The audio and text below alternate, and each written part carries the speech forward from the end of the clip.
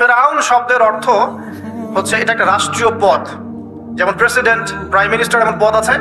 ফেরো বা ফেরাউন এটা হচ্ছে একটা রাষ্ট্রীয় পদের নাম। তো ফেরাউনের আসল নাম হচ্ছে রেমেসিস। কি নাম? রেমেসিস। রেমেসিস 1, রেমেসিস 2 এরকম করে নাম থাকে আর কি। আর যে ফেরাউনের মমিটা আমরা পেয়েছি তারও একটা নাম আছে, তার নাম হচ্ছে, আমি এনসাইক্লোপিডিয়া ব্রিটানিকা থেকে এটা পেয়েছি, তার নাম হচ্ছে মনেপ্তাহ। যে ফেরাউনের মমিটা আমরা পেয়েছি এর নাম হচ্ছে মনেপ্তাহ, তার মূল নাম। তাকে রেমেসিস বলা হতো আর তার টাইটেল হচ্ছে ফেরো বা ফেরাউন। ঠিক আছে। এখন এই ফেরাউনদের সময় ইউসুফ আলাইহিস সালামের রেখে যাওয়া সেই যে বনু ইসরাইল, এরা আর উন্নত জীবন যাপন করতে পারলো না। তারা দাসত্বের শৃঙ্খলা আবদ্ধ হলো, তাদের উপর জুলুম নির্যাতন শুরু হতে লাগলো। এক পর্যায়ে ফেরাউন তাদেরকে ডিভাইড অ্যান্ড রুলের মতো করে সমাজে নিপীড়িত করতে লাগলো। আর ফেরাউনের অনেক পাপ ছিল, যে পাপটা আমরা আসলে অল্প কথায় ব্যাখ্যা করতে পারবো না। এক কথায় সে নিজেকে আল্লাহ দাবি করেছিল। তারপরে সে সমাজের মধ্যে শিরকের প্রচলন ঘটাতো। সে কন্যা সন্তানদেরকে জীবিত রাখতো, পুত্র সন্তানদেরকে হত্যা করে ফেলতো। সে সমাজের মানুষদেরকে বিভক্ত করত, দুর্বলের উপর সবলের অত্যাচার চালাতো। এবং তার একটা অহংকার ছিল, সেটা হচ্ছে সেনাবাহিনীর অহংকার। সে মনে করতো যে সে ওই সময়কার সুপার পাওয়ার, তাকে কেউ পরাজিত করতে পারবে না। ঠিক এখনকার বিশ্বের পরাশক্তিগুলোর মতোই তার দাম্ভিকতা ছিল আর কি। তো একটা কথা বলে নেই, এই ফেরাউন এবং মূসা আলাইহিস সালাম, এই ফেরাউন যখন বনু ইসরাইলকে নির্যাতন করতে লাগলো তখন আল্লাহ পাক একজন নবী পাঠালেন, তার নাম কি? মূসা আলাইহিস সালাম। এখন মূসা আলাইহিস সালাম এই ফেরাউনের যুগে জন্ম লাভ করলেন। তবে ফেরাউনকে জ্যোতিষীরা বলেছিল আগেই যে ওই শাম দেশ থেকে একটা আগুন আসছে যে তোমার সিংহাসনকে পুড়িয়ে ফেলবে। এর ফলশ্রুতিতে ফেরাউন যেটা করলো, সমস্ত পুত্র সন্তান যারা হতো এদেরকে তারা জবাই করে হত্যা করতো। তো যখন জনগণ বললো যে কাজটা খুব খারাপ, প্রতিবাদ শুরু হলো, তখন 1 বছর গ্যাপ দেওয়া শুরু করলো। 1 বছর মারবে, আরেক বছর রাখবে, আরেক বছর মারবে, আরেক বছর রাখবে। যেই বছর মারলো না সেই বছর জন্ম লাভ করলো মূসা আলাইহিস সালামের ভাই হারুন আলাইহিস সালাম। ঠিক আছে, উনিও কিন্তু নবী ছিলেন। আচ্ছা, আর যে বছর মারার কথা সেই বছর জন্ম লাভ করলেন মূসা আলাইহিস সালাম। এখন আমি খুব শর্ট করে বলছি, অনেক ডিটেলস বলতে গেলে 3টা বেজে যাবে, আজকে আসরও হতে পারে। তো এখন যে বছর মারার কথা সেই বছর জন্ম লাভ করলেন মূসা আলাইহিস সালাম। এখন মূসা আলাইহিস সালামের মা কিন্তু তখন খুব শঙ্কিত, ফেরাউন তার সন্তানকে হত্যা করবে। আল্লাহ রাব্বুল আলামিন কোরআনের মধ্যে বলেছেন সূরা কাসাসের মধ্যে। কোন সূরা? সূরা কাসাস। আমি 2টা সূরার নাম বলছি, আজকে বাসায় গিয়ে পড়বেন। এই 2টা সূরার মধ্যে সবচেয়ে বেশি হিস্ট্রি আছে মূসা এবং ফেরাউন এই বিষয়টার উপরে। একটা সূরার নাম হচ্ছে সূরা তাহা, এখানে সুন্দর করে ধারাবাহিকভাবে গল্পটা দেওয়া আছে। আর একটা সূরা হচ্ছে সূরা কাসাস। এই 2টা পড়বেন অর্থ সহ। তো মূসা আলাইহিস সালামের মায়ের হৃদয়টা খুব শঙ্কিত ছিল যে তার সন্তানকে হত্যা করে ফেলা হবে। আল্লাহ রাব্বুল আলামিন বলছেন যে আমি তার কলবে ইলহাম করলাম। সুবহানাল্লাহ। আল্লাহ পাক তার মায়ের কলবের মধ্যে ইলহাম, মানে কি? ইলহাম হচ্ছে আল্লাহর পক্ষ থেকে প্রত্যাদেশ না, ওহী না, কিন্তু একটা বুঝ বা একটা নূর, একটা তাজাল্লি, একটা বসিরা ঢেলে দেওয়া। এটা কিন্তু নবুয়ত না, একটা কাজের চেতনা বা দৃঢ়তা আল্লাহর পক্ষ থেকে ঢেলে দেয়া। ঠিক আছে। তো তার মায়ের কলবের মধ্যে আল্লাহ রাব্বুল আলামিন ইলহাম করলেন যে তুমি তোমার সন্তানটাকে সিন্ধুকের মধ্যে ভরে ভাসিয়ে দাও নীল নদে। এখন তার মায়ের কলব, তার মায়ের হৃদয় ছটফট করতে লাগলো, কারণ কোনো মাই তো চাইবে না তার সন্তানকে এভাবে ভাসিয়ে দিতে। আল্লাহ পাক বলছেন যদি না আমি তার হৃদয়টাকে শক্ত করতাম তাহলে সে বিচলিত হয়ে পড়তো। আল্লাহ পাক তার হৃদয়টাকে শক্ত করলেন, সে বিচলিত হলো না, সন্তানকে ভাসিয়ে দিল। এবার সন্তান ভাসতে ভাসতে ভাসতে কোথায় যাচ্ছে? যেখানে ফেরাউনের স্ত্রী গোসল করছে। কথা কি বুঝতে পারছেন? খুব চমৎকার হিস্ট্রি কিন্তু গল্পটা। এবং গল্প মানে এখানে আসলে গাল গল্প না, এগুলো সত্য ঘটনা। এক একটা বর্ণ তেমন সত্য যেমন সূর্য পূর্ব দিক থেকে ওঠে এবং পশ্চিমে ডোবে, এটা যেমন সত্য, এর এক একটা বর্ণ সত্য। এগুলো কোনো গাল গল্প নয়। এবার ফেরাউনের স্ত্রী আসিয়া সে সিন্দুক পেয়েছে। মূসা আলাইহিস সালামকে আল্লাহ পাক বলছেন যে আমি মূসা আলাইহিস সালামের চেহারার মধ্যে মোহাব্বত বা ভালোবাসা ঢেলে দিয়েছিলাম। তার চেহারা যেই দেখতো তাকে ভালোবাসতো। বুঝছেন? ভালোবাসা ঢেলে দিয়েছে। এবার ফেরাউনের স্ত্রী আসিয়া, এখানে আসিয়া নন, অন্য একজন স্ত্রী হয়তো, তিনি বলছেন যে ফেরাউনকে বলছে যে একে আমরা আমাদের কাছে রেখে দিই, হয়তোবা সে আমাদের উপকারে আসবে, অথবা তাকে আমরা সন্তান হিসেবে গ্রহণ করতে পারি। লা তাকতুলুহু, তাকে হত্যা করো না। আসা আন ইয়ানফা'না আও নাত্তাখিযাহু ওয়ালাদা, এরকম করে আল্লাহ পাক বলেছেন কোরআনে। তো ফিরআউন তার স্ত্রীর কথা শুনলো এবং তাকে না হত্যা করে রেখে দিল। আর আল্লাহ রাব্বুল আলামিনের কি কৌশল, ওয়া মাকারুল্লাহ, যেই মূসাকে হত্যা করার জন্য বছরের পর বছর হাজার হাজার শিশুকে হত্যা করা হয়েছে, সংখ্যাটা লাখ লাখও হতে পারে, সেই মূসা আলাইহিস সালামকে আল্লাহ পাক ফিরআউনের ঘরেই লালন পালন করতে লাগলেন। চিন্তা করলেন। এবার মূসা আলাইহিস সালাম যখন যুবক হলেন, আমি সংক্ষিপ্ত করছি, যখন যুবক হলেন তখন একদিন দেখলেন যে রাস্তায় দুজন ব্যক্তি ঝগড়া করছে। সূরা কসসের মধ্যে আছে, ফাইটিং, স্ট্রিট ফাইট। তো একজন ব্যক্তি হচ্ছেন বনু ইসরাইলের, আরেকজন হচ্ছে ফিরআউনের সেনাবাহিনীর। এখন মূসা আলাইহিস সালাম কার পক্ষ নেবেন? তিনি বনু ইসরাইলের পক্ষ নিলেন। তিনি গিয়ে তাকে বাঁচানোর চেষ্টা করলেন এবং শুধু একটা ঘুষি দিয়েছেন, ফাওয়াকাযাহু, একটা ঘুষি, ফাকাদা আলাইহি, এবং এই একটা ঘুষিতেই সেই ব্যক্তি ডেড। এটা কোরআনে আছে সূরা কসস। তার মানে কোরআন দলিল দিচ্ছে যে মানুষের বডিতে এমন এমন পার্টস আছে, এমন এমন জায়গা আছে যেখানে একটা ঘুষি মারলেও মানুষ মারা যেতে পারে। কি বুঝলেন? যারা মার্শাল আর্ট শিখেছেন বা শিখছেন তারা এটা আরো ভালো বুঝবেন। মানুষের এই বডিতে এমন অনেকগুলো জায়গা আছে, 7টা বা 8টা বা 10টার মতো, যেখানে একটা ঘুষি দিলেও মানুষ মরতে পারে। তো ভালো কিছু শিখলে, ঠিক আছে, টিকটক প্রজন্ম না হয়ে আর এই মোবাইলে লুডো না খেলে ভালো কিছু শেখেন, ইনশাআল্লাহ কাজে দিবে। আত্মরক্ষা শেখা খারাপ? আচ্ছা, তো তবে দাড়ি টুপি নিয়ে শিখতে যান না, সমস্যায় পড়তে পারেন। তো এখন একটা ঘুষিতে সে ব্যক্তি মারা গেল। তারপরের দিন আবার দেখা গেল যে ওই ব্যক্তি যাকে তিনি বাঁচিয়েছেন সেই ব্যক্তি আর আরেকজন সেনাবাহিনীর সদস্য আবার মারামারি করছে। এবার মূসা আলাইহিস সালাম বললেন যে তুমি তো একটা বোকা মানুষ। এবার সে আবার চড়াও হতে শুরু করলো মূসা আলাইহিস সালাম, কিন্তু এবার একজন ব্যক্তি এসে তাকে বললেন যে গতকাল তুমি কিন্তু একজনকে হত্যা করেছো এক ঘুষিতে, আজকে আবার তুমি এই কাজ করতে যাচ্ছ, তুমি তো এখানে স্বৈরাচারের মতো আচরণ করছো। মূসা আলাইহিস সালাম তখন আল্লাহর কাছে ক্ষমা চাইলেন, বললেন ইন্নাহু হাযা মিন আমালিশ শাইতান, এটা তো শয়তানের মতো কাজ, শয়তানের কাজ হয়ে গেল। রব্বিক ফিরলি, আল্লাহ আমাকে মাফ করে দিন। ফাগফারা লাহ, আল্লাহ পাক বলছেন আমি তাকে মাফ করে দিলাম। তিনি তো ইচ্ছাকৃতভাবে করেন নাই, করেছেন আনইনটেনশনালি, এটা হয়ে গেছে। কিন্তু এখন ফিরআউন মূসা আলাইহিস সালামকে ধাওয়া করতে শুরু করলো, কারণ ফিরআউনের দৃষ্টিতে মূসা আলাইহিস সালাম একটা মার্ডার করেছেন তার দৃষ্টিতে, কিন্তু মূসা আলাইহিস সালাম তো আর এটা করেন নাই, ইচ্ছা করে এটা হয়নি, অ্যাক্সিডেন্টলি হয়ে গেছে। এখন মূসা আলাইহিস সালামকে এক ব্যক্তি এসে বললো তুমি এখান থেকে তাড়াতাড়ি পালাও, এই মিশরে থাকলে ফিরআউন তোমাকে ধরে এখন শাস্তি দিবে। এখন মূসা আলাইহিস সালাম বাধ্য হয়ে মিশর থেকে চলে যাচ্ছেন কোথায়? মাদিয়ান। কোন জায়গা? মাদিয়ান।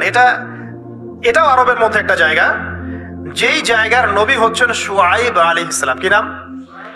আচ্ছা, এবার শুআইব আলাইহিস সালামের সেই কওমে মূসা আলাইহিস সালাম গেলেন, না খাবার আছে, না পানি, না কাপড়, কিছুই নাই, একদম রিক্ত হস্ত। সেখানে গিয়ে তিনি দেখলেন যে এমনই একটা জলাশয়, হয়তোবা আল্লাহ ভালো জানেন, সেই জলাশয়ের কাছে কিছু মানুষ পানি পান করাচ্ছে গবাদি পশুদেরকে। আমি কি বুঝাতে পারছি? আচ্ছা, তো দূরে দুজন মেয়ে দাঁড়িয়ে আছে, এই দুজন মেয়ে অনেকক্ষণ থেকে দাঁড়িয়ে আছে, তারা পানি পান করাতে পারছে না। মূসা আলাইহিস সালাম অনেকক্ষণ থেকে অবজার্ভ করছেন যে মেয়ে দুটো পানি পান করাতে পারছে না গবাদি পশুদেরকে। তিনি প্রথমে একটু অস্বস্তি বোধ করলেন, তারপরে আবার গেলেন তাদের কাছে, গিয়ে বললেন কি সমস্যা। তখন সেই মেয়েরা বললো যতক্ষণ পর্যন্ত আমার কওমের লোকেরা এখান থেকে সরে যায় না ততক্ষণ আমরা পানি পান করাতে পারি না, কারণ আমরা দুর্বল, মেয়ে মানুষকে টাইম দিচ্ছে না আর কি। আর এদিকে আমাদের বাবা অত্যন্ত বৃদ্ধ মানুষ, বাসায় পড়ে আছেন একা। তখন মূসা আলাইহিস সালাম যুবক ছিলেন এবং তিনি কিন্তু শক্তিশালী ছিলেন, কওয়িউন আমিন, বিশ্বস্ত এবং শক্তিশালী। ওই যে এক ঘুষিতে মানুষ মারা মানুষ, কি মনে করছেন? তো তিনি এবার ওই গবাদি পশুদেরকে নিয়ে এসে পানি পান করালেন। পানি পান করিয়ে তিনি একটা গাছের ছায়ায় গিয়ে বসলেন। এই প্রত্যেকটা কথা কিন্তু কোরআনে আছে, প্রতিটা কথাই। সূরা কসস পড়েন, সূরা তাহা পড়েন।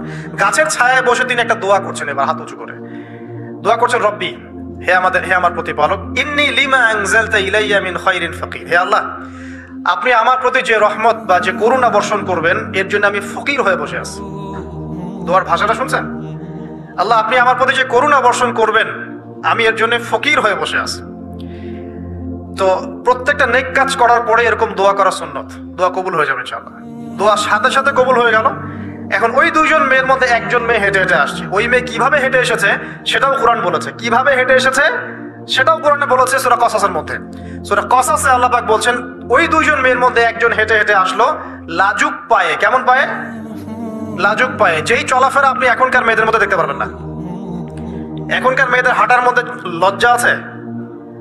লজ্জাশীলতার সাথে লাজুক ভঙ্গিতে সেই মেয়ে হেঁটে হেঁটে আসলো। আল্লাহ পাক সেই কথাটাও কোরআনে বলেছেন। এখনকার যে পশ্চিমা সংস্কৃতির অনুকরণ করে যে মেয়েরা, এদের মধ্যে আপনি এই ভাবটা পাবেন? তাদের হাঁটা দেখলে আপনি মনে হবে লজ্জা আছে ভিতরে কোনো। এই বিষয়টা নিয়ে খুব ভাবছিলাম। দেখেন, সূরা আরাফের মধ্যে আল্লাহ পাক বলেছেন যে শয়তান তোমাদের পিতা এবং মাতাকে জান্নাত থেকে বের করে দিয়েছে, তোমরা শয়তান সম্পর্কে সতর্ক থেকো।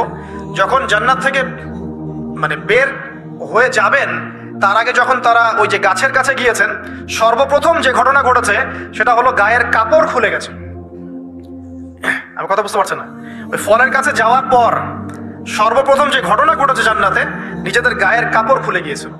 এরপরে গাছের ছাল এবং গাছের যে বড় বড় পাতা জান্নাতের, এগুলো দিয়ে তারা লজ্জাস্থান ঢাকা শুরু করেছিলেন। এটাও কোরআনে আছে। এখন আল্লাহ পাক যখন নামিয়ে দিচ্ছেন দুনিয়াতে, আদম সন্তানদেরকে আল্লাহ পাক বলছেন যে তোমরা শয়তান সম্পর্কে সতর্ক থেকো, শয়তান কিন্তু তোমাদের পিতা মাতার কাপড় খুলে নিয়েছিল। কথা বুঝতে পারছেন? এখন খেয়াল করে দেখেন যে কাপড় খুলে নেওয়া দরকার হচ্ছে না, মানুষ অটোমেটিক কাপড় খুলে দিচ্ছে। কথা কি বুঝতে পারছেন? মনে করেন একটা এক্সাম্পল দেই, আল্লাহ না করুক, ধর এই মাঠের মধ্যে 1 লক্ষ মানুষকে জড়ো করে এই মাঝখানে শহীদ মিনারের কাছে যদি আপনাকে কেউ জোর জোর করে 10 জন মানুষ ধরে কাপড় খুলতে চায়, আপনার কেমন লাগবে? চিন্তা করেন, পুরুষ হিসেবে চিন্তা করেন, মহিলা কথা বাদ দেন। আপনি তো পুরুষ, আমাদের কি ভালো লাগবে? আমাদেরকে যদি বলে যে মেরে ফেলবো অথবা কাপড় খুলতে হবে, কোনটা নিবা? আপনি বলবেন হয়তো মারে ফেল, তাও ভালো, তাই না? তাহলে ওই মানুষদের কথা চিন্তা করেন যারা ইচ্ছায় স্বেচ্ছায় লক্ষ লক্ষ মানুষের সামনে কাপড় খুলে ফেলছে। কেউ বাধ্য করছে না, কোনোভাবেই কেউ বাধ্য করছে না, নিজের ইচ্ছায় পুরুষ না নারী কাপড় খুলে ফেলছে। মিউজিক ইন্ডাস্ট্রি বলেন, ফিল্ম ইন্ডাস্ট্রি বলেন, এই যে এখনকার যে শোজ গুলো বলেন, হাওয়ায় তো মারতেছে দেশ এখন, তাই না? তো এই যে বিষয়গুলো দেখছেন, get up, dress up, dress code, মানুষ কি এটাকে জোর করে খুলে নিয়েছে গা থেকে? ইচ্ছা করে খুলে দিয়েছে। তাহলে এদের অবস্থান চিন্তা করেন যে এদেরকে কার সাথে তুলনা করবেন আপনি? এখন যদি বলেন পশুর সাথে, আমি বলবো তুলনা ঠিক হয়নি, কারণ কোনো পশুও নগ্ন চলে না। চলে? কোনো পশু নগ্ন চলে না। তুলনা একটা জাতির সাথে করতে পারেন।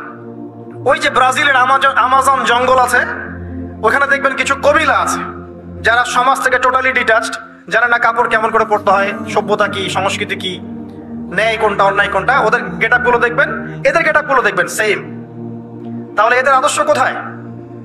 আল্লাহ পাক সূরা আরাফে বলছেন শয়তান থেকে সতর্ক থেকো, তোমাদের পিতা মাতার কিন্তু তারা কাপড় খুলে ফেলেছিল শয়তান, তোমাদের কাপড় যেন শয়তান খুলতে না পারে, আল্লাহ পাক সতর্ক করেছেন। আর এখন আপনি খেয়াল করে দেখবেন, জোর করে না, স্বেচ্ছায় মানুষ কাপড় খুলে ফেলছে, এবং তারা পুরুষ না নারী। তো যে জায়গায় আসছিলাম, ওই মেয়ের হেঁটে আসাটা আল্লাহ রাব্বুল আলামিন ব্যাখ্যা করেছেন। সেই মেয়ে, 2 জন মেয়ের একজন মেয়ে হেঁটে হেঁটে আসছে মুসা আলাইহিস সালামের কাছে লাজুক ভঙ্গিতে, লজ্জায় মুখ নত করে, লজ্জাশীলতার সাথে এসে বলছেন যে আমার বাবা আপনাকে ডাকছে। তার বাবাকে শুআয়ব আলাইহিস সালাম, আমার বাবা আপনাকে ডাকছে। এবার তিনি গেলেন শুআয়ব আলাইহিস সালামের কাছে, গিয়ে তার কিসসা বা কাহিনীটা বললেন। শুআয়ব আলাইহিস সালামও কিন্তু একজন নবী এবং জবরদস্ত নবী। বলে রাখি, শুআয়ব আলাইহিস সালামের কওম সর্বপ্রথম সেই কওম, সর্বপ্রথম পৃথিবীতে ভূমিকম্প দিয়ে যে কওমকে ধ্বংস করে দেওয়া হয়েছে সেটা হচ্ছে শুআয়ব আলাইহিস সালামের কওম। আর 3টা বড় বড় ভূমিকম্প আমাদের সামনে অপেক্ষা করছে শেষ জামানায়। 3টা হবেই, একটা পৃথিবীর পশ্চিম দিকে, একটা পৃথিবীর পূর্ব দিকে। আর পূর্ব দিক বলতে কিন্তু আমাদের দিক, Indonesia, Malaysia, Bangladesh, Pakistan, Sri Lanka, India, এই পুরো জায়গা হচ্ছে পূর্ব দিক। আর পশ্চিমা সভ্যতা তো বোঝেন, পশ্চিম কোন দিকে। আরেকটা হবে পৃথিবীর মাঝখানে। মাঝখান কোনটা? এই যে জাজিরাতুল আরব, এখানে একটা হবে। এটা হবেই, কোনো বিজ্ঞানী ঠেকাতে পারবে না। তো শুআয়ব আলাইহিস সালামের কওম সেই কওম যাকে ভূমিকম্প দিয়ে ধ্বংস করা হয়েছিল। তো এখন মুসা আলাইহিস সালাম তার কাছে গিয়ে তার ঘটনাগুলো বললেন। শুআয়ব আলাইহিস সালাম তাকে বললেন, ঠিক আছে, আমার মেয়ের একটা দাবি, আমার মেয়ে বলেছে যে তুমি হচ্ছ বিশ্বস্ত এবং শক্তিশালী, তোমাকে যেন আমি আমার কাজে নিয়োগ করি। আসলে মেয়ে বাবাকে ইঙ্গিত একটা মনের ভাব ব্যক্ত করেছে আর কি। তখন তার বাবা সেই ভাবটা বুঝতে পেরেছেন। তিনি বলেছেন, ঠিক আছে, আমি আমার এই মেয়ের সাথে তোমাকে বিয়ে দিব। শর্ত কি? শর্ত হচ্ছে তোমাকে 8 বছর আমার এখানে কাজ করতে হবে। 8 বছর, কত বছর? 8 বছর কাজ করার বিনিময়ে আমি তোমাকে আমার মেয়ের সাথে বিয়ে দিচ্ছি। আর যদি তুমি চাও তাহলে 10 বছর পূর্ণ করতে পারো। ঠিক আছে? তো মুসা আলাইহিস সালাম বলেন, ঠিক আছে, আমাদের মাঝে আল্লাহ পাক সাক্ষী হিসেবে যথেষ্ট। এবার সেখানে মুসা আলাইহিস সালাম তার সংসার শুরু করলেন। 10 বছর অতিবাহিত হলো। তারপরে এখন মিশরে ফিরে যাওয়ার পালা। মূসা আলাইহিস সালাম তার স্ত্রীকে নিয়ে কোথায় যাচ্ছেন এখন? মিশর, তার হোম টাউন, ঠিক আছে, মাদারল্যান্ড। কিন্তু যাত্রা পথে তুয়া উপত্যকায় বিভিন্ন কিতাবে এসেছে তার স্ত্রীর প্রসব বেদনা শুরু হয়। তখন তিনি আগুন তালাশ করতে থাকেন। আগুন তালাশ করতে করতে আস্তে আস্তে তিনি এমন একটা জায়গার দিকে চলে যান, তুয়া উপত্যকায়, যেখানে দেখেন যে গাছের উপর আগুন জ্বলছে। এবং তখন আগুনকে ফলো করতে করতে হঠাৎ তিনি এক গায়েবী আওয়াজ শুনতে পান। আওয়াজটা হচ্ছে এমন, আমি একটু পড়ে শোনাই। আওয়াজটা হচ্ছে এমন যে ইন্নী আনা রব্বুক ফাখলা'না আলাইক ইন্নাকা বিল ওয়াদিল মুকদ্দাসি তুয়া। এই আওয়াজটা আল্লাহ পাকের। কার আওয়াজ? সুবহানাল্লাহ। আল্লাহ পাক মূসা আলাইহিস সালামের সাথে কথা বলছেন এই জায়গায়। আল্লাহ পাক বলছেন, নিশ্চয়ই আমি তোমার রব, তোমার জুতা খুলে ফেলো, কারণ তুমি একটা পবিত্র উপত্যকায় আছো। চিন্তা করতে পারেন? ওয়া আনা ইখতারতুকা, এবং আমি তোমাকে বাছাই করেছি হে মূসা, ফাসতামি' লিমা ইউহা, তুমি খুব মনোযোগ দিয়ে শোনো, আমি তোমার কাছে যা ওহী করছি এটা মনোযোগ দিয়ে শোনো। ইন্নানি আনা আল্লাহ, নিশ্চয়ই আমি আল্লাহ। আল্লাহ বলছেন ইন্নানি আনা আল্লাহ, নিশ্চয়ই আমি আল্লাহ। লা ইলাহা ইল্লা আনা, আল্লাহ বলছেন আমি ছাড়া কোনো ইলাহ নেই। ফা'বুদনি, আমার ইবাদত করো। ওয়া আকিমিস সালাতা লিযিকরি, আমার স্মরণের জন্য সালাত কায়েম করো। ইন্নাস সাআতা লাআতিয়াতুন, নিশ্চয়ই কিয়ামত অবশ্যই আসবে। আকাদু উখফিহা, আমি এটাকে গোপন রেখেছি। লিতুজজা কুল্লু নাফসিন বিমা তাসআ, যাতে করে প্রত্যেক নফসকে তার প্রতিদান দেয়া যায়। ফালা ইয়াসুদ্দান্নাকা আনহা মান লা ইউমিনু বিহা ওয়াত্তাবা'a হাওয়াহু ফাতারদা, যারা প্রবৃত্তির অনুসরণ করে তারা যেন তোমাকে এই বিষয়টার প্রতি ঈমান আনা থেকে দূরে রাখতে না পারে। আল্লাহ পাক এই পর্যন্ত বললেন। এরপর আল্লাহ বলছেন, ওয়া মা তিলকা বিয়ামিনিকা ইয়া মূসা, মূসা তোমার ডান হাতে এটা কি? মূসা আলাইহিস সালাম বলছেন যে ক্বালা হিয়া আসায়া, এটা আমার লাঠি। তার সাথে কি ছিল? একটা লাঠি। আতাওয়াক্কালু আলাইহা ওয়া আহুশু বিহা আলা গনামি ওয়া লিয়া ফিহা মাআরিব উখরা, এই লাঠি দিয়ে আমি গাছের ডাল ছাঁটি, গবাদি পশুদেরকে চড়াই, এছাড়া আমি আমার বিভিন্ন কাজে লাঠি ব্যবহার করি। আল্লাহ পাক বলছেন, ক্বালা আলকিহা ইয়া মূসা, মূসা এটা নিক্ষেপ করো দেখি, হাত থেকে ছুঁড়ে মারো। মূসা আলাইহিস সালাম ছুঁড়ে মারলেন। ফাআলকাহা, তিনি ছুঁড়ে মারলেন। ফাইদা হিয়া হাইয়াতুন তাসআ, সাথে সাথে লাঠিটা ছোটাছুটি শুরু করলো সাপের মতো। অন্য সূরায় আছে এই দৃশ্য দেখার সাথে সাথে মূসা আলাইহিস সালাম উল্টা দিকে দৌড় দিয়েছিলেন। স্বাভাবিক, ভয় পাওয়া স্বাভাবিক। তো তখন আল্লাহ পাক বলেছিলেন যে তুমি ভয় পেও না, আমার কাছে নবীগণ ভয় পায় না। ঠিক আছে, অন্য সূরায় এগুলো আছে, আমি শর্ট করে বলছি। এরপরে আল্লাহ পাক বললেন, ক্বালা খুযহা ওয়া লা তাখাফ, তুমি এটাকে ধরো, এটাকে ভয় পেও না। সানুঈদুহা সিরাতাহাল উলা, তুমি ধরা মাত্রই সেটা আবার লাঠিতে রূপান্তরিত হবে। আরেকটা কাজ করো, ওয়াদমুম ইয়াদাকা ইলা জানাহিক, তোমার হাতটাকে বগলের নিচে নিয়ে যাও। তাখরুজ বাইদা মিন গায়রি সু, এটাকে বের করো, তারপর দেখবে এটা স্বচ্ছ আলো প্রদান করবে। সুবহানাল্লাহ। বগলের মধ্যে হাত নিয়ে আসো, হাতটাকে বের করো, দেখবে হাত থেকে স্বচ্ছ আলো বের হবে। এই দুইটা মুজিজা আল্লাহ পাক তাকে দিলেন। আয়াতান উখরা, এটা আরেকটা নিদর্শন। তো এখানে কি হলো? মূসা আলাইহিস সালাম নবুয়ত পেলেন। Shortcut key? মূসা আলাইহিস সালাম কি পেলেন? নবুয়ত পেলেন। নবুয়ত পাওয়ার সাথে সাথে আল্লাহ পাক তাকে দুটো মুজিজা দিলেন। একটা হচ্ছে লাঠি, আর একটা কি? হাত বগল থেকে বের করলেই কি হবে? আলো বের হয়ে যাবে। এবার তার ডিউটি কি? আল্লাহ পাক ডিউটি দিচ্ছেন তাকে যে ইযহাব ইলা ফিরআউনা ইন্নাহু তাগা, এবার তোমার কাজ হচ্ছে তুমি ফিরআউনের কাছে যাবে, কারণ ফিরআউন সীমা লঙ্ঘন করেছে। তখন মূসা আলাইহিস সালাম বললেন, রব্বি ইশরাহ লি সাদরি, আল্লাহ আমার বক্ষটাকে প্রশস্ত করে দিন। মানে আমার তো সেখানে যাওয়ার সাহস হচ্ছে না, আমি তো সেখানে ওদের দৃষ্টিতে একজন খুনের আসামি, ওদের দৃষ্টিতে ওরা তো আমাকে পেলে হত্যা করে ফেলবে। আল্লাহ পাক বলছেন, কেল্লা, কখনো না, তারা তোমাকে হত্যা করতে পারবে না। তখন তিনি দোয়া করছেন, আল্লাহ আমার হৃদয়টাকে প্রশস্ত করে দিন, ওয়া ইয়াসসির লি আমরি, আমার কাজকে সহজ করে দিন। ওয়াহলুল উকদাতাম মিন লিসানি, আমার লিসান, আমার জিহ্বায় জড়তা আছে, আল্লাহ এটাকে দূর করে দিন। ইয়াফকাহু কওলি, যাতে মানুষ আমার কথা বুঝতে পারে। এই দোয়া করলেন, কবুল হয়ে গেল। এবং আরো দোয়া করলেন যে ওয়াজআলি ওয়াজিরাম মিন আহলি, আমার পরিবারের মধ্য থেকে একজন ওয়াজির দেন। ওয়াজির মানে সহায়ক, যেটা হচ্ছেন হারুন আলাইহিস সালাম, যাতে করে আমরা কি করতে পারি? বেশি বেশি আমরা জিকির করতে পারি এবং আমাদের কাজ সহজ হয়। আল্লাহ রাব্বুল আলামিন তার ভাই হারুন আলাইহিস সালাম কেউ নবুয়ত দান করলেন, দুজন মিলে। এখন আল্লাহ পাক বলেন, ইযহাবা ইলা ফিরআউন, তোমরা দুজন ফিরআউনের কাছে যাও, ইন্নাহু তাগা, সে সীমা লঙ্ঘন করেছে, তবে ফাকুলা লাহু কাওলান লাইয়িনা, তার সাথে নরম সুরে কথা বলো। লাআল্লাহু ইয়াতাযাক্কারু আও ইয়াখশা, হয়তোবা সে উপদেশ গ্রহণ করবে অথবা আল্লাহকে ভয় করতে পারে। তো ডিউটি দেয়া হলো যে তোমাদের কাজ এখন এটা, এবং তোমাদের ভয় পাওয়ার কোনো কারণ নাই, সে তোমাদের কোনো ক্ষতি করতে পারবে না। তার কাছে যাও, মুজিজা দেখাও, আল্লাহর দিকে দাওয়াত দাও, লা ইলাহা ইল্লাল্লাহ। যদি সে দাওয়াত কবুল করে আলহামদুলিল্লাহ, যদি না করে তাহলে আমি আল্লাহ তার জন্য যথেষ্ট। এবার শর্ট করে নিয়ে আসি, মুসা আলাইহিস সালাম সেখানে গেলেন, যাওয়ার পরে ফেরাউনকে দাওয়াত দিলেন। তো ফেরাউন বলছে, ক্বালা ওয়া মান রাব্বুকুমা ইয়া মুসা, কোন রবের কথা বলছো? আমি তো জানি না, আমি ছাড়া তোমাদের কোনো ইলাহ আছে আমি তো এটা জানি না। এটা কার কথা? ফেরাউন বলছে। অন্য আয়াতে সে বলেছিল যে আনা রাব্বুকুমুল আ'লা, আমি তোমাদের মহান রব। ঠিক আছে? তো মুসা আলাইহিস সালাম ব্যাখ্যা করলেন, আমি সেই রবের কথা বলছি যে রব আসমান সৃষ্টি করেছেন, জমিন সৃষ্টি করেছেন, যেভাবে তাওহীদের দাওয়াত দিতে হয় সব দিলেন।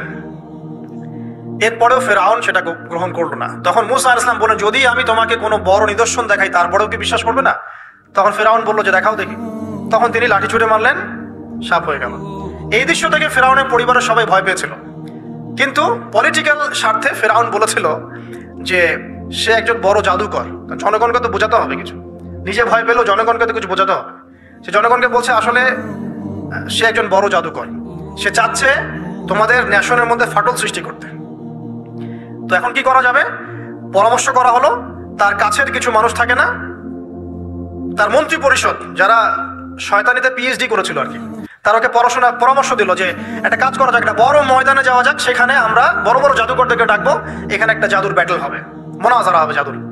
সব বড় বড় জাদুকরকে ডাকা হলো মিশরের, এবং বলে রাখি যে জাদুবিদ্যা কিন্তু সত্য, সুলাইমান আলাইহিস সালামের সময় থেকে এটা চলে আসছে। হারুত এবং মারুত ফেরেশতাকে কিন্তু এর মধ্য দিয়ে পরীক্ষা করা হয়েছে মানব জাতিকে। যাই হোক, তো জাদু থেকে বাঁচার জন্য কোরআন এবং সুন্নাহর যে দোয়া কালামগুলো আছে এগুলো নিয়মিত পড়বেন ইনশাআল্লাহ। আল্লাহ পাক আমাদেরকে হেফাজত করুন, আমিন। তো আমি শর্ট করছি। তো এবার জাদুকররা একদিকে, মুসা আলাইহিস সালাম একদিকে। তো মুসা আলাইহিস সালামকে তারা বলছে তুমি আগে ছুঁড়ে মারবেন, আমরা ছুঁড়ে মারবো। মুসা আলাইহিস সালাম বলছে বালাল তোমরা ছুঁড়ে মারো। তখন তারা যখন তাদের লাঠিগুলো ছুঁড়ে মারলো, এগুলো সাপ হয়ে গেল। এটা চোখের ভেলকিবাজি ছিল। আল্লাহ পাক এই জাদুটাকে বলেছেন কোরআনে সিহরুন আযীম, বড় একটা জাদু করেছিল তারা, মানে তারা জাদুবিদ্যায় খুব পারদর্শী ছিল। এখন যেমন সায়েন্সের যুগ, তখন কিন্তু জাদুবিদ্যার যুগ ছিল। ঠিক আছে? তো মুসা আলাইহিস সালাম তারপর কিছুটা ভয় পেয়ে গেলেন। আল্লাহ পাক বলেন তুমি ভয় পেও না, বরং তোমার লাঠি ছুঁড়ে মারো, ইন্নাকা আনতাল আ'লা, তুমি বিজয়ী হবে ইনশাআল্লাহ তাআলা। এর মুসা আলাইহিস সালাম লাঠি ছুঁড়ে মারার সাথে সাথেই তার লাঠিটা যে সাপে রূপান্তরিত হলো, এই সাপটা বাকি সব সাপকে খেয়ে ফেললো। এই দৃশ্য দেখার সাথে সাথেই ওই জাদুকর যারা ছিল, সবচেয়ে বড় বড় জাদুকর, একটা সমাজে সবচেয়ে বড় বড় জাদুকর, সাথে সাথে মুসলিম হয়ে গেল।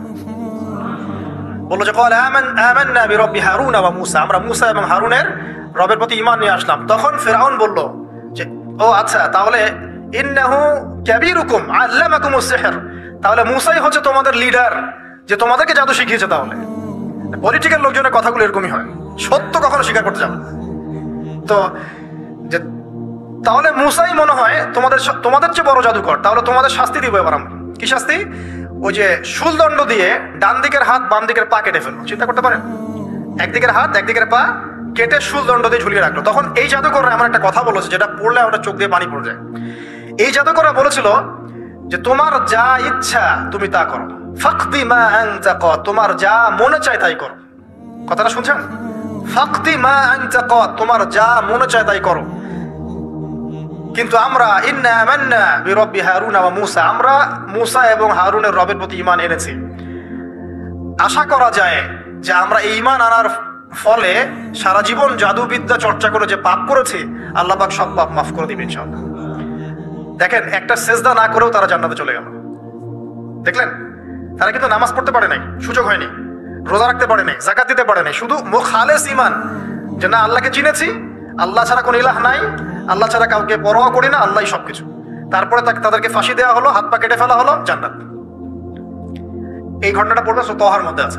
যাই হোক, এখন এভাবে যখন মুসা আলাইহিস সালামকে পরাজিত করতে পারলো না, মুসা আলাইহিস সালাম তাদেরকে সময় দিলেন, তওবা করে ফিরে আসো, আল্লাহ পাক মাফ করে দিবেন। কিন্তু ফেরাউন এবং তার দলবল এগুলো সহ্য করলো না, বরং ফেরাউন টিটকারি করছিল, এই হামান তুমি আছো? হামান বলছে হ্যাঁ আছি, আমার জন্য একটা বড় প্রাসাদ নির্মাণ করো, ইট পোড়াও, আমার জন্য উঁচু প্রাসাদ তৈরি করো, যাতে আমি উকি মেরে দেখতে পারি মুসার রব কোথায় আছে। কথা বুঝতে পারছেন? আমার কাছে মনে হয় হয়তোবা, আল্লাহু আ'লাম, হয়তোবা এই আয়াতটা মিশরের পিরামিডের দিকে ইঙ্গিত করছে, হয়তোবা, আমি জানি না সঠিক, আমি মানে 100% নিশ্চিত ভাবে বলতে পারবো না, কিন্তু আমার কাছে মনে হয় হয়তোবা এটা সেই সময়কারী ঘটনা যে হামান ইট পোড়াতে থাকো, ইট এবং পাথর পোড়াও, উঁচু উঁচু উঁচু একদম সর্বোচ্চ কিছু তৈরি করো, প্রাসাদ তৈরি করো, যাতে করে আমি তার উপরে উঠে মুসার ইলাহকে দেখতে পারি। এটা কার কথা ছিল? ফেরাউনের। এটা করা হয়েছে। এরপরে 9টা আযাব আল্লাহ পাক দিয়েছেন। কয়টা? 9টা। একবার সতর্ক করা হয়, যদি না শোনে আল্লাহ পাক আযাব দিলেন, রক্তের সমস্ত পানি রক্ত হয়ে গেল। এবার ফেরাউন এবং তার লোকজন এসে বলে আমরা তওবা করব, মুসা তুমি দোয়া করো আল্লাহর কাছে, আল্লাহ যেন সরিয়ে দেয়। মুসা আলাইহিস সালাম দোয়া করেন, আযাব সরে যায়, তারা আবার নাফরমানি শুরু করে। কথা বুঝতে পারছেন? তারপরে আযাব আসলো ব্যাঙের, সবখানে ব্যাঙ দিয়ে ভর্তি। তারপরে আবার তওবা করার প্রত্যয় ব্যক্ত করলো, তওবা করলো না, আবার আযাব। এরপরে আযাব উকুনের, কিসের? উকুন। এভাবে একটা একটা করে আসতে থাকলো। এবার প্লেগ, তারপর ফড়িং। প্লেগ এমন ভাবে এসেছিল যে একদিনেই 70,000 মানুষ মারা গেছে। এভাবে 9টা আযাব আল্লাহ পাক দিলেন, কিন্তু ফেরাউন কিছুতেই ঈমান আনলো না। এবার সবশেষ পালা। সর্বশেষে মুসা আলাইহিস সালাম বললেন যে বনু ইসরাইলকে আমার সাথে যেতে দিবা কিনা সেটা বল। তো এখন যেহেতু অনেক মানুষ মারা যাচ্ছে প্লেগে, সবশেষে গিয়ে মুসা আলাইহিস সালামের কাছে ফেরাউন এবং তার এই যে হামান, কারুন, যারা ছিল, এরা নমনীয় হলো এবং বললো ঠিক আছে, তোমরা বনু ইসরাইলকে নিয়ে এখান থেকে বের হয়ে যাও, মিশরে আমরা আর কোনো আপদ চাই না, তোমরা চলে যাও এখান থেকে।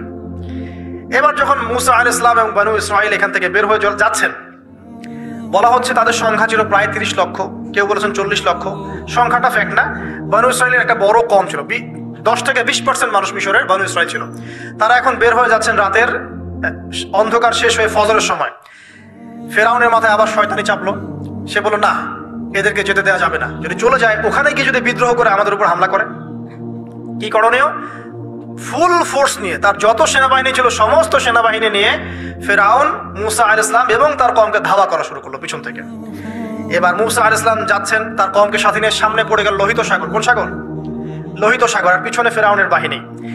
এইরকম একটা অবস্থায় মুসা আলাইহিস সালামের কওমের কিছু মানুষ বলেছিল ইন্না লামুদরাকুন, হে মুসা আমরা তো ধরা পড়ে গেলাম, আমরা তখন যেতে পারবো না, সামনে সাগর, পিছনে ফেরাউন। এই সময় মুসা আলাইহিস সালাম একটা কথা বলেছিলেন, এই কথাটা যে বলতে পারবে বিপদের সময় আল্লাহ পাক তার সাথে থাকবেন ইনশাআল্লাহ। মুসা আলাইহিস সালাম বলেছেন কাল্লা, ওইরকম একটা অবস্থা তিনি বলছেন কাল্লা, কখনো নয়। ইন্না রব্বি মাইয়া সায়াহদিন, আমার রব আমার সাথে আছেন, তিনি আমাকে পথ দেখাবেন। কথা বুঝতে পারছেন? বাস আল্লাহ পাকের সাহায্য নেমে আসলো। তিনি বললেন লাঠি ছুঁড়ে মারো। লাঠি ছুঁড়ে মারার সাথে সাথেই একটা দুইটা না 12টা রাস্তা হয়ে গেল, পানি ভেদ করে, সাগর ভেদ করে। আর এই 12টা রাস্তা দিয়ে, এটা কোনো গাল গল্প নয়, 12টা রাস্তা দিয়ে বনু ইসরাইলের 12টা দল চলে গেল, পার হয়ে গেল।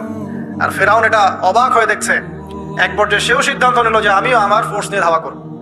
এই যে সে নামলো লোহিত সাগরের সাথে সাথে পানি আবার আগের জায়গায়।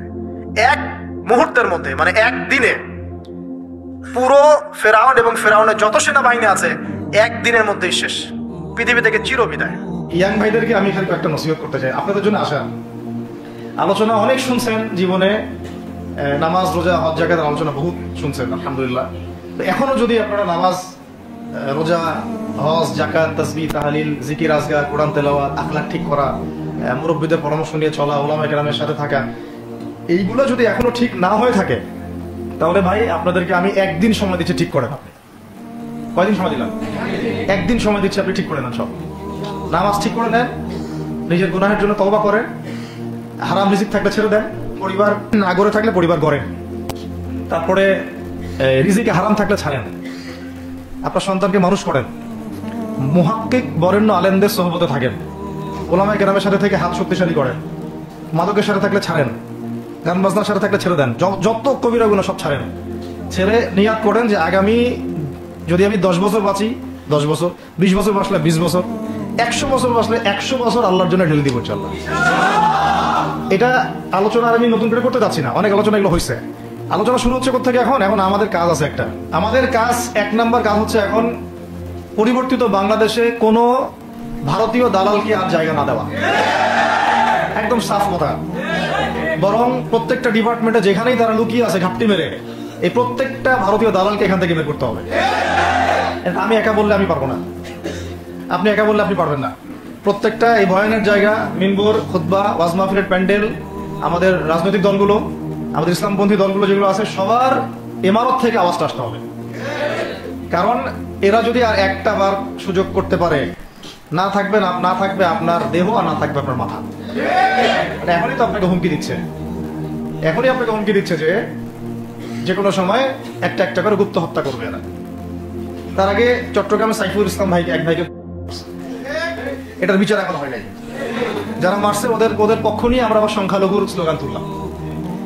এ কেমন সংখ্যালঘু যে আমার ভাইকে জবাই করে হত্যা করে? হ্যাঁ, সংখ্যালঘুর নির্যাতন হচ্ছে ভারতে, ভারতের এক একটা মসজিদ তারা ভাঙতেছে এখন। এটা এটা এটা একটা লক্ষণ। আস্তে আস্তে ওর মানচিত্র মসজিদের মতোই ভেঙে খান খান হয়ে যাবে ইনশাআল্লাহ। এরা যেমন অখণ্ড ভারত চায়, আমরা অখণ্ড ভারতই চাই।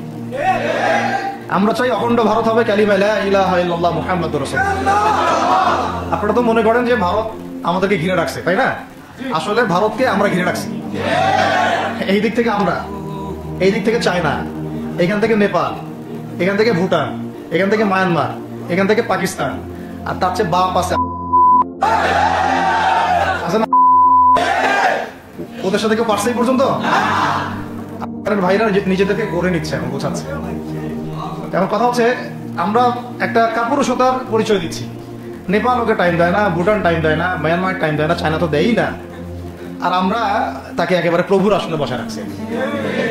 আমরা কি দিছি? আমরা ইলিশ দেই, আমরা ট্রানজিট দেই, আমরা রেল দেই, আমরা বন্দর দেই, আমরা আর কি দিই? গ্যাস তো দেই মাশাআল্লাহ। তারপরে পণ্যগুলো তো দিচ্ছি, গার্মেন্টস দিয়ে দিচ্ছি, আমাদের প্রশাসনের মধ্যে লোকজন দিয়ে দিচ্ছি, কর্মী শ্রমিক দিয়ে দিচ্ছি। এই জন্যই তো বলি, কেন সে স্ট্যাটাস দেয় যে এই স্বাধীনতা তার স্বাধীনতা। এটাই তো আমার কারণ। তার মানে তারা আমাদের সার্বভৌমত্বটাকে স্বীকার করে না, তাই না? তারা যদি আমাদের স্বাধীনতা সার্বভৌমত্বকে স্বীকার করতোই, তাহলে তো এরকম স্ট্যাটাস দিত না, দিত কি? তো এখন কথা হচ্ছে, আমরা মাথা নত করার জাতি না। আমাদের নবী মুহাম্মদ সাল্লাল্লাহু আলাইহি ওয়াসাল্লাম মাথা উঁচু করে দাওয়াতি কাজ করছেন। মার খেলেও কখনো তিনি মাথা নিচু করেন নাই। সাহাবায়ে কেরাম রাদিয়াল্লাহু আনহুম আজমাইন মাথা উঁচু করে দাওয়াতের কাজ করছেন, কারো সামনে মাথা নত করেন নাই ইল্লাল্লাহ, আল্লাহ ছাড়া। মার খেয়েছেন, হিজরত করতে হলে হিজরত করেছেন, কখনো মানুষ গালি দিয়েছে, গালি সহ্য করেছেন, কখনো মদিনা চলে যেতে হয়েছে, দেশ ছাড়তে হয়েছে, দেশ ছাড়ছেন, আবার কখনো ইসলামী রাষ্ট্র কায়েম করতে হয়েছে, রাষ্ট্র কায়েম করছেন। জিহাদ করার দরকার জিহাদও করছেন, কেতালের দরকার কেতালও করছেন, আস্তে আস্তে মক্কা বিজয় করছেন, করেন নাই? সিরাত করতে হবে, সিরাতের ধারাগুলো আমাদেরকে বুঝতে হবে। এখন আমরা তো তার উত্তরসূরি, আমরা তাদের উত্তরসূরি। প্রথম কথা হচ্ছে, আমরা আমাদের নত জানু মনোভাবটাকে আগে ত্যাগ করতে হবে, এক নাম্বার। আর অতীতের জীবনের যে ভুল ত্রুটিগুলো দ্রুত সংশোধন করতে হবে। এখন আর আমাদের হাতে অনেক লম্বা সময় আছে এমন না বিষয়গুলো। কত কি যে দ্রুত হয়ে যাবে আপনি হয়তো ভাবতে পারবেন। বিশ্বটা খুব দ্রুত চেঞ্জ হচ্ছে। এই অল্প সময়ের মধ্যে ভাইরা দাঁড়ায় গেছে, অল্প সময়ের মধ্যে দেখলেন যে পরিবর্তন হয়ে যাচ্ছে। তারপরে আপনি কয়দিন পরে দেখবেন ইনশাআল্লাহ যে এই আপনার অবস্থাও পরিবর্তন হবে ইনশাআল্লাহ। তখন এরা আবার কি বলবে? যোদ্ধা। তখন ঠিকই বলবে যোদ্ধা, এখন বলতেছে বিদ্রোহী।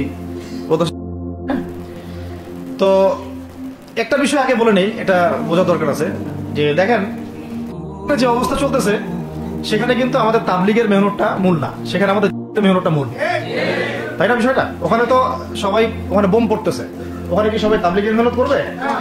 হাতে নেওয়া ফরজ। এটা বোঝার জন্য আপনার তো মুফতি হওয়ার দরকার নাই।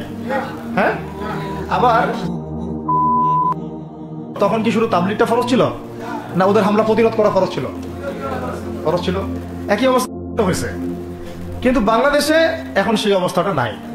কিন্তু বাংলাদেশে তাবলিগের মেহনত, আমর বিল মারুফ নাহি আনিল মুনকারের মেহনত চলবে, মানে তাবলিগের মেহনত, দাওয়াতের মেহনতটা চলবে। যদি কখনো বাংলাদেশে দেখা যায় যে দেশের শত্রুরা বা দিনের শত্রুরা বা উগ্রবাদীরা এই দেশের স্বাধীনতা সার্বভৌমত্বের উপর আক্রমণ করে, তখন কি আমাদের উপরে জিহাদ ফরজ হবে কিনা? এখন যদি তাই হয়, এখন আপনাদের কি মনে হয় এটার সম্ভাবনা আছে না নাই? এটুকু ইন্টেলেকচুয়াল অবস্থা তো আপনাদের আছে, এটার সম্ভাবনাও হতে পারে, আজও কালও হতেই পারে। তখন আমার প্রিপারেশনটা কি হবে সেটা আমাকে এখন জানতে হবে। আমার প্রিপারেশনটা কি হওয়া উচিত? প্রথম প্রিপারেশন হওয়া উচিত, আগের সমস্ত জিন্দগিতে যা করছি নিজেকে আল্লাহর দিকে ফিরাই নিয়ে আসা। এটা প্রথম কাজ। যে আল্লাহর দিকে ফিরে আসা নেই, তার সাথে না জিহাদের সম্পর্ক আছে না কিতাবের কোনো সম্পর্ক আছে, সে তো আল্লাহর পথেই নাই। তো প্রিয় যুবক ভাইরা, আগে প্রথম কথা হচ্ছে আগে আপনি আল্লাহর দিকে ফিরে আসেন, এক নাম্বার। দ্বিতীয় কথা হচ্ছে, এরপরে আমাদের প্রয়োজন শারীরিক প্রস্তুতি। শারীরিক প্রস্তুতি যেমনটা বললাম যে কোনো অবস্থাতেই আলেম ওলামাদেরকে, দায়ীদেরকে, মুফতিদেরকে, মুহাদ্দিসদেরকে, মাদ্রাসার শিক্ষকদেরকে, খতিবদেরকে ভিতরে ঢুকতে দেওয়া যাবে না। কারণ আপনাদেরকে যদি ভিতরে নিয়ে যাওয়ার স্কোপ পায় তারা নতুন করে আবারও কেউ, তাহলে আর সুস্থ রাখবে না। ফিজিক্যালি আপনি ঠিক থাকতে পারবেন না। অতএব একটা সামাজিক প্রতিরোধ গড়ে তুলতে হবে সবসময়। মানে একটা এলাকার মধ্যে একজন আলেম আছেন, সেই আলেমকে এলাকা থেকে নিতে পারবে না, তাকে নেওয়ার আগে 100 জনের উপর গুলি চালাইতে হবে, এমন একটা মুভমেন্ট থাকতে হবে। প্রতিবাদ না করলে আপনি বান্দরবনে যান, বান্দরবনের পাহাড়ি এলাকায় গিয়ে কোন একটা পাহাড়ি লোককে উঠাই নিয়ে আসেন, দেখি কত বড় সমস্যা আছে আপনার। আর্মি পর্যন্ত পারে না। কে পারে না? সেনাবাহিনী পারে না। পারে? পাহাড়িরা ওখানে ঐক্যবদ্ধ হয়ে যায়, ওদের মহিলারা ঝাড়ু নিয়ে সামনে চলে আসে। এই আমাদের বান্দরবনের কথা বলতেছে। ওখানে যে কুকি চিং একটা ফ্রন্ট গঠন করছে সশস্ত্র বিদ্রোহীরা, ওই অংশটুকুকে নিয়ে একটা মাস্টার প্ল্যান আছে ওদের। ওই অংশটুকুতে তারা একটা খ্রিস্টান রাজ্য বা আলাদা একটা পাহাড়িদেরকে নিয়ে একটা রাষ্ট্র প্রতিষ্ঠা করতে চায়। এটা ওদের স্বপ্ন আর কি। এই উদ্দেশ্যে তারা হাঁটতেছে এবং তারা অস্ট্রের ভাষায় কথা বলে। ওখানে তারা পতাকা বানাইছে, মানচিত্র বানাইছে, এমনকি লাস্ট টাইম আমরা ওখানে গিয়ে শুনলাম যে মুদ্রাও নাকি বানাচ্ছে। মুদ্রা বুঝতেছেন বিষয়টা কত ডিপ। আমাদের রাষ্ট্রে যে কত সমস্যা জানি না, যারা দায়িত্বে আছে তারা কি করতেছে, আসলে কোন দিকটা সামাল দিচ্ছে? অর্থনৈতিক দিকটা দেখবে, না এই পাহাড়ি এলাকার সমস্যাগুলো মেটাবে, নাকি আমাদের মুসলিম উম্মার অভ্যন্তরীণ সমস্যাটা মেটাবে, না শহীদ ভাইদের খবর নিবে, না পঙ্গু ভাইরা যারা পড়ে আছে হাসপাতালে তাদের খবর নিবে? সিনেমা দেখতে বসে গেছে। কোন আক্কেলে সিনেমা দেখেন আপনি? সিনেমা দেখার সময় কোথায় আপনার? সিনেমা দেখার সময় কোথায়? এই যে যতগুলো ভাই শহীদ হয়েছে তাদের পরিবারের খোঁজখবর নেওয়া লাগবে না? এবং যতগুলো ভাই এখন হাসপাতালে কাতরাচ্ছে তাদের সঙ্গে হাজার হাজার ছাত্র ভাই, তাদের চিকিৎসা করানো লাগবে না? যত মানুষকে গুম করা হয়েছে ওদেরকে মুক্ত করা লাগবে না? তারাও তো জানে এটা অন্যায়, এবং যারা করে তারাও বলে এটা অন্যায়। যারা করে তারাও বলে এটা অন্যায়। এবং আমাকেও বলেছিল যে, আমি জিজ্ঞাসা করেছিলাম যে আমাকে যদি মানে প্রকাশ্য কোর্টে চালান করে দেওয়া হয় এবং জাতির সামনে বলা হয় যে আমাকে গুম করা হয়েছে, এবং এরপর যদি বলা হয় যে আমাকে গুম করার পরে কোনো রকমের নেগেটিভ কিছু পাওয়া যায় নাই তাই আমরা ছেড়ে দিয়েছি, এই কথাটা কি বলা যাবে কি যাবে না? তারা বলছে যে না, এটা বলা যাবে না, কারণ এই কাজটা তো মানবতা বিরোধী অপরাধ, এটা করলে তো বললে তো সবাই আবার বুঝে ফেলবে। তো এই হলো অবস্থা। ওখানে আমরা বুঝেছি যে বাংলাদেশের প্রশাসনের দুইটা ভাগ আছে। একটা ভাগ হচ্ছে মারাত্মক রকমের ইসলাম প্রিয় এবং দেশপ্রেমিক, মাশাআল্লাহ, আমরা তাদেরকে স্যালুট জানাই, মাশাআল্লাহ। কিন্তু আপনারা ভুল জায়গায় শ্রম দিচ্ছেন, আপনারা ভুল জায়গায় মেধা আশ্রম এবং আপনাদের জীবন নষ্ট করতেছেন। আপনাদের থাকা দরকার ছিল ওলামায়ে কেরামদের সাথে, তাহলে আপনাদেরকে টক্কর দিয়ে কেউ সামনে যেতে পারতো না। আপনারা খালিদ বিন ওয়ালিদ হতে পারতেন আমাদের, আপনারা কিন্তু ওমর ইবনে খাত্তাব হতে পারতেন। ওইখানে ঢুকে আপনারা শুধুমাত্র দুনিয়ার স্বার্থে সব নষ্ট করতেছেন। আমাদেরকে বলা হচ্ছে হুজুর বদদোয়া করিয়েন না, হুজুর ছেড়ে দিচ্ছেন, আমাদেরকে বদদোয়া দিয়েন না আবার বের হয়ে। আমাদের চাকরি, এটা ডিউটি। এটা এক ভাই আমাকে কোরআন এনে দিয়েছিল। নির্জনতা, তো ওখানে নির্জনতার সঙ্গে হচ্ছে কোরআন এবং নামাজ। তো এক ভাই দেখেছে আমি একটু নির্জন, মন খারাপ বসে আছে, একটা কোরআন নিয়ে এসে দিয়েছে, হুজুর কোরআন পড়েন আপনি, মন ভালো হবে। আরেকজন এসে কোরআন নিয়ে চলে গেছে। কোরআন পড়ে ওখানে যদি আপনি আবার উল্টা পাল্টা কিছু করেন, ওদের নিয়ম নাই কোরআন দেওয়ার কি নাই, নিয়ম নাই। তো এই হলো অবস্থা। কথা হচ্ছে যে এই ভাইদেরকে মুক্ত করাও তো তাদের কাজ ছিল। যে ওলামায়ে কেরামদের একজনের উপরে 3টা 4টা 5টা 10টা করে মামলা এখনো চলতেছে, তাদেরকে মুক্ত করা উচিত ছিল না? আর এই পুরো জুলুমের পিছনে যত জালেম ইনভলভ ছিল তাদেরকে আইডেন্টিফাই করে ভিতরে ঢুকানো উচিত ছিল না? হয়েছে সবকিছু? এই জিনিসগুলোর মধ্যে অনেক গ্যাপস আছে। এগুলো যদি এভাবে চলতে থাকে তাহলে আগামীতে আমরা যারা ইসলামিক রাজনীতি করবো বলে চিন্তা করতেছি বা ইসলামকে রাষ্ট্র ক্ষমতা নিতে চাই, আমরাও কিন্তু বেগ পাবো, আর ভালো রকমের বেগ পাইতে হবে। আর বিগত সময় আমরা অনেক ভুল করছি, যেমন মন খারাপ করেন না এগুলো, আমরা ভুল করছি এই যে আমরা সেকুলারদেরকে অনেক বিশ্বাস করে ফেলছি, ওদের সাথে জোট করতে গেছি, ঠিক আছে, ওদেরকে আমরা ভাই বোন করার চেষ্টা করছি। আসলে এদের সাথে আর কাফেরদের সাথে কোনো পার্থক্য নেই। সেকুলারিজমে যারা আছে আর কুফার যারা, এদের মধ্যে কোনো পার্থক্য নেই। ওই কালিমা পড়া না পড়ার পার্থক্য, তো বাকি আপনার পিঠে ছুরি এরও মারবে ওরাও মারবে। আর আমি ছোট মানুষ, ছোট জায়গা থেকে বলতে চাই যে আমাদের যে ওলামায়ে কেরামগণ মাঠে আছেন, যে রাজনৈতিক দলগুলো আপনারা মাঠে আছেন, এবার আপনারা কোনো রুটির টুকরার জন্য লড়বেন না, এবার পুরো রুটি নিয়ে লড়বেন। প্রত্যেক আসনে প্রার্থী দিবেন আপনারা, যেহেতু এর বাইরে সিস্টেম এখন অন্য সিস্টেমে যাওয়ার সুযোগ হচ্ছে না, তাহলে পুরো রুটিটার জন্য লড়তে হবে আপনাদের। আমাদের টার্গেট হচ্ছে এখন একটা ইসলামপন্থী সরকারকে রাষ্ট্র ক্ষমতায় নিয়ে যাওয়া, এটা আমাদের একটা প্রধান টার্গেট। এখন আমাদের এজেন্ডা স্পষ্ট, কোনো গোপন এজেন্ডা নাই। আমাদের কি নাই? কোনো গোপন এজেন্ডা নাই। আমরা চাই বাংলাদেশে এখন একটা ইসলামপন্থী রাষ্ট্র ব্যবস্থা গড়ে উঠুক, ইসলামপন্থী সরকার শাসন ক্ষমতায় আসুক। এটার জন্য আপনাদের সবার ভূমিকা আছে। কেউ কথা দিয়ে ভূমিকা রাখবেন, কেউ লিখবেন, কেউ বলবেন, কেউ যেভাবে হোক আপনাকে ভূমিকা তো রাখতেই হবে। কারো বসে থাকার সুযোগ নেই এখন আর। এই রাষ্ট্রটাকে ইসলামিক রাষ্ট্র হিসেবে গড়ার দায়িত্ব এখন সবার কাঁধে আসছে। আমরা আমাদের জায়গা থেকে বলতেছি, বাকি কাজ কিন্তু আপনাদেরকে করতে হবে। আল্লাহ পাক করার তৌফিক দান করেন। আর ইসলামপন্থী ভাইদের আপোষের যে দূরত্ব, এটা কমায় ফেলতে হবে। এই দূরত্ব রাখা যাবে না। ইখতিলাফ আছে থাক, যদি আকীদাগত মৌলিক কোনো পার্থক্য না থাকে, আমরা তো ভাই ভাই নাকি? আমাদের চেয়ে কি মানে সেকুলার আমাদের বেশি বড় ভাই? আমাদের চেয়ে কি যে নাস্তিক মুরতাদ আমাদের বড় ভাই? কমিউনিজমে যারা আছে ওরা আমাদের বড় ভাই? এই গণতন্ত্রপন্থী যারা একবারে কট্টর, ওরা আমাদের যিনি ভাই নাকি? আমাদের তো ভাই। সোজা কথা হচ্ছে ইন্নামাল মুমিনুনা ইখওয়া, ইন্নামাল মুমিনুনা, মুমিন যারা মুমিন ভাই। মুমিনে কি ভাই? খালাস। আল মুসলিম ওয়া আখুল মুসলিম, মুসলিমের ভাই কি? মুসলিম, খালাস, এইটুক। মুসলিম আমার ভাই, মুসলিম আমার ভাই। এখন যারা এদেশের রাষ্ট্র ক্ষমতা ইসলামকে চায় না, তারা আমাদের ভাই না। সে যে কোনো নামে আসুক, এক্স ওয়াই জেড, দেখার দরকার।